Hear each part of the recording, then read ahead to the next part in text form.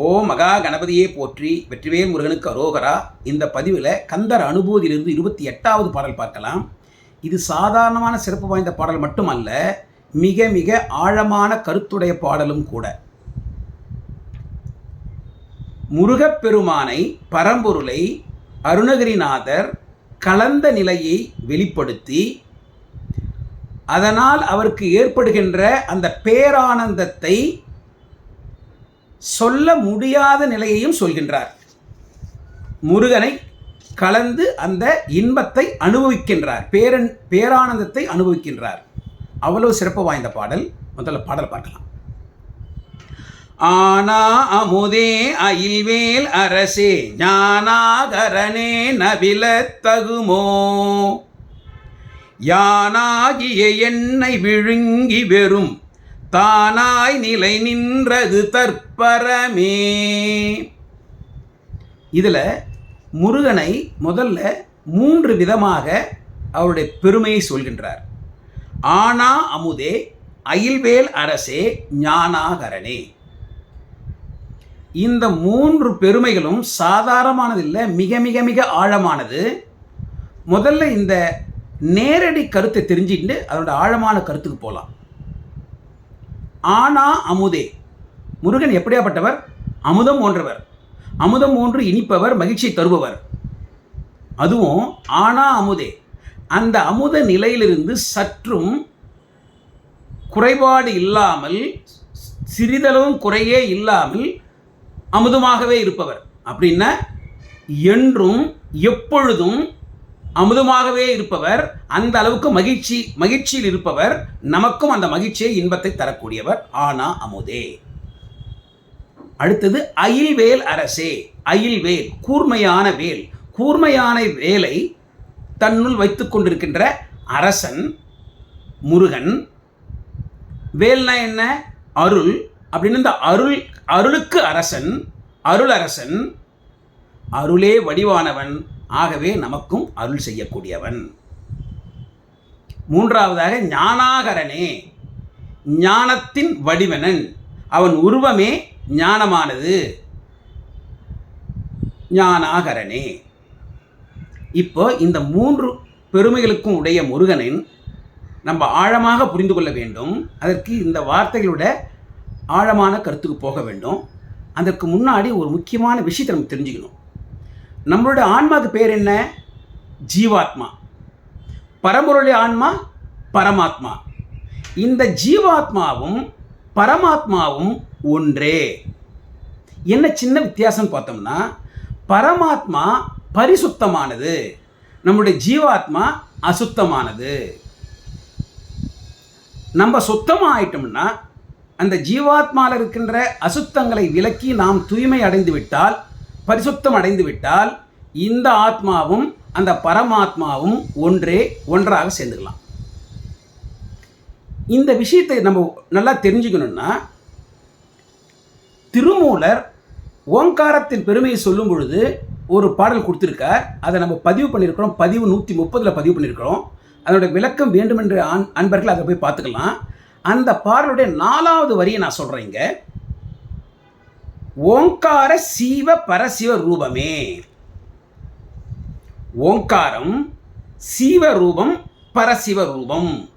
ஓங்காரம் என்கின்ற பிரணவம், சீவரூபம் நம்முடைய ஜீவாத்மா. நம்முடைய ஜீவாத்மா ஓங்காரத்தின் வடிவம். ஓங்கார பரசிவ ரூபமே, அந்த ஓங்காரமே, அந்த பிரணவமே பரம்பொருளாகிய பரமேஸ்வரனுடைய ரூபம். அப்படின்னா ஓங்காரம் தான் இந்த ஆத்மாவும் நம்முடைய ஜீவாத்மாவும், அந்த ஓங்காரம் தான் பரமாத்மாவும். ஆக இரண்டும் ஒன்று தான். நம்ம சுத்தமாயிட்டோம்னா, பரிசுத்தமாயிட்டோம்னா அங்கே போய் சேர்ந்துடலாம். இப்போ நம்ம அந்த 3 வார்த்தைகளுக்கு வருவோம். கடந்த சில பாடல்களில் அருணகிரிநாதர் முருகனை நாம் எப்படி அடைவது, அதுக்கு என்ன வழின்னு சொல்லிகிட்டே வந்தார். மிக மிக மிக சுருக்கமாக பார்க்கணுன்னா, இந்த ஆசைகளை, மண்ணாசை, பெண்ணாசை, பொன்னாசை என்று சொல்லக்கூடிய இந்த ஆசைகளை நாம் அறுக்க வேண்டும். எல்லோரையும் சமமாக பாவிக்க வேண்டும். எல்லோர் மீதும் அன்பு செலுத்த வேண்டும். தானம் செய்ய வேண்டும். நான் எனது என்ற நிலையிலிருந்து நாம் வெளிவர வேண்டும். இதெல்லாம் முடித்து கடைசியில் முருகனே கதி என்று அவனை சரணடைய வேண்டும். முருகா, எனக்கு வேறு ஆதாரம் எதுவும் இல்லை, ஆதாரம் இல்லேன், நீயே எனக்கு கதி, நீ எனக்கு அருள் செய்ய வேண்டும் என்று அவனை நாம் சரணடைய வேண்டும். அந்த நிலையிலே முருகனை நாம் என்ன செய்வோம்? தியானம் செய்வோம். நான் என்கின்ற இந்த ஜீவாத்மா பரம்பொருளாகிய முருகனை நோக்கி தியானம் செய்யும். அந்த தியானம் கொஞ்சம் கொஞ்சமாக முதிர்ச்சி நிலையை அடையும் பொழுது, அதிகமான பக்குவ நிலையை அடையும் பொழுது, அந்த முருகனை, அந்த பரமாத்மாவை நம் மனதில் கண்டு அதை நாம் உணர ஆரம்பிப்போம். அப்போ நம்முடைய ஆன்மா அந்த பரமாத்மாவை உணரும் பொழுது மகிழ்ச்சியில் திளைக்கும். அந்த மகிழ்ச்சி தான் அமுதம் போன்ற மகிழ்ச்சி. அந்த மகிழ்ச்சி குறையவே குறையாது. அதுதான் ஆனா அமுதே. அந்த நிலையில் நாம் செல்லும் பொழுது பரம்பொருளாகிய முருகன் நமக்கு என்ன பண்ணுவார்? அருள் செய்வார். அயல்வேல் அரசனாக, அருளே வடிவானவன், அருளுக்கு அரசன், அருளரசன் முருகன், அவன் நமக்கு அருள் செய்வான். அந்த அருளை கொண்டு நமக்கு என்ன நடக்குது? கொஞ்சம் ஞானம் பிறகுது, ஞானம் கிடைக்குது. இப்போ ரொம்ப எளிமையாக புரிஞ்சுக்கணுன்னா, ஒரு பெரிய பானை இருக்குது. அந்த பானையினோட மத்தியில் நம்மளுடைய ஆன்மா இருக்குது, அதாவது ஜீவாத்மா. முருகனை நாம் தியானம் செய்து அவன் அருளால் அவனுடைய ஞானம் இந்த ஜீவாத்மாவை சுற்றி இந்த பானையை போல சூழ்ந்து கொள்கின்றது. நம்முடைய ஜீவாத்மாவை சுற்றி பானை போல அந்த ஞானம் கிடைக்குது. ஞானம் சூழ்ந்து கொள்கின்றது. அந்த ஞானத்துக்குள் இந்த ஜீவாத்மா இருக்கு. அப்படின்னா ஞானத்துக்குள்ள இந்த ஜீவாத்மா கலந்து விடுகின்றது, சேர்ந்து விடுகின்றது. அதுதான் அதாவது பரமாத்மாவைய ஞானம் இந்த ஜீவாத்மாவை, நான் என்கின்ற அந்த ஜீவாத்மாவை விழுங்கி விட்டது. அப்போ அந்த நிலையில் இந்த நான் இப்போ இல்லை, அங்கேருந்து காணாமல் போயிடுச்சு.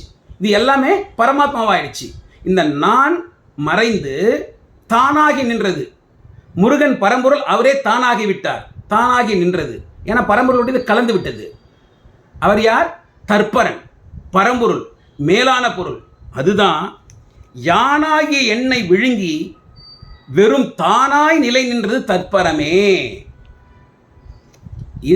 ஜீவாத்மா பரமாத்மாவாகிய ஞானத்துடன் ஒன்றும் பொழுது, கலக்கும் பொழுது இந்த நான் என்பது அழிகின்றது.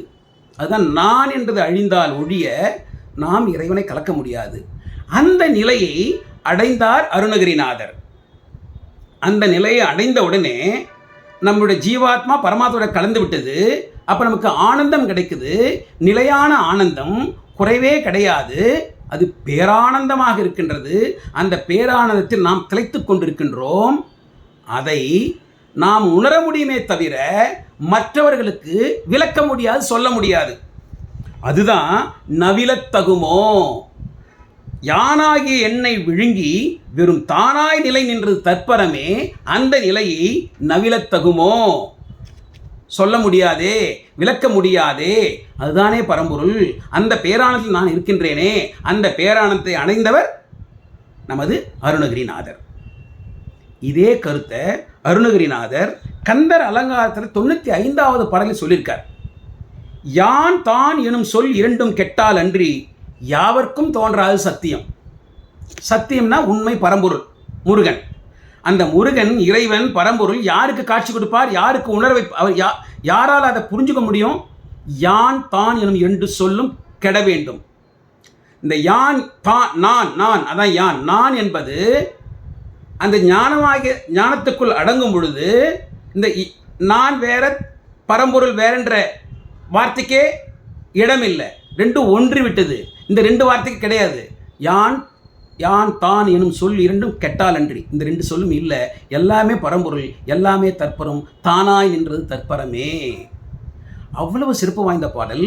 இந்த பாடல் நமக்கு என்ன சொல்லுது? பரம்பொருளாகிய முருகனை நமது அருணகிரிநாதர் இங்கே ஒன்றி கலந்து விட்டார். எப்படி? இதுக்கு முன்னாடி நமக்கு சொல்லிகிட்டே வந்தார் வழியில். இந்த ஆசைகளை அறுக்க வேண்டும், நான் எனது என்ற நிலை மாற வேண்டும், எல்லோருக்கும் நாம் தானம் செய்ய வேண்டும், எல்லோருக்கும் அன்பு செலுத்த வேண்டும், இந்த மாதிரி சொல்லிகிட்டே வந்து கடைசியாக முருகனை நாம் சரணடைய வேண்டும்.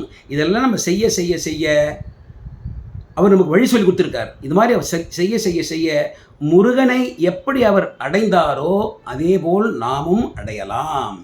அவ்வளவு சிறப்பு வாய்ந்த பாடல். மறுபடியும் பாடலை பார்க்கலாமா?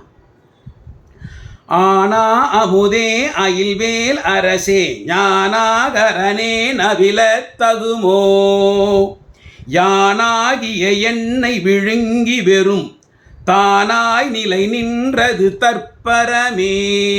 வெற்றிவேல் முருகனுக்கு அரோகரா, ஞானவேல் முருகனுக்கு அரோகரா, கந்தவேல் முருகனுக்கு அரோகரா. தவறாக உங்கள் கருத்துக்களை அந்த கமெண்ட்ஸில் பதிவு பண்ணுங்க. வெற்றிவேல் முருகனுக்கு அரோகரா. ஓம் சரவண பவ.